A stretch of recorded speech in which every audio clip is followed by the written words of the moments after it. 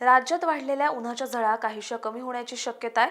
उष्णतेची लाट कमी होणार असल्याने तापमानात काहीशी घट होण्याचे संकेत आहेत। आज 30 एप्रिल रोजी राज्यात उन्हाचा चटका कायम राहण्याची तसंच तुरळक ठिकाणी आकाश अंशतः ढगाळ राहण्याची शक्यता हवामान विभागाने वर्तवली आहे। बुधवारी म्हणजेच काल 29 एप्रिल रोजी सकाळपर्यंतच्या 24 तासांमध्ये उत्तर प्रदेशातील बांदा येथे देशातील उच्चांकी 45.6 अंश सेल्सिअस तापमानाची नोंद झाली।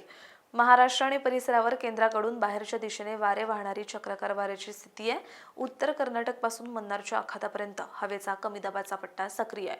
बुधवारी म्हणजेच काल 29 एप्रिल रोजी सकाळपर्यंतच्या 24 तासांमध्ये अकोला आणि अमरावती येथे राज्यातील उच्चांकी 45.2 अंश सेल्सिअस तापमानाची नोंद झाली। वर्धा येथे 45 अंश, धुळे, जळगाव, चंद्रपूर, गडचिरोली, नागपूर आणि यवतमाळ येथे 44 अंश व त्यापेक्षा अधिक तापमानाची नोंद झाली। धुळे येथील कृषी महाविद्यालय आणि महाबळेश्वर येथे राज्यातील निचांकी 20.4 अंश सेल्सिअस तापमानाची नोंद झाली।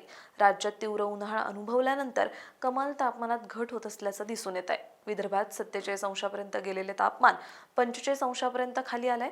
पुढील 4 ते 5 दिवस राज्याच्या कमाल तापमानात 2 ते 3 अंशाची घट होण्याचे संकेत आहेत। दरम्यान आज राज्यात उन्हाचा चटका कायम राहण्याचा व तुरळक ठिकाणी आकाश अंशतः ढगाळ राहण्याची शक्यता हवामान विभागाने वर्तवली आहे।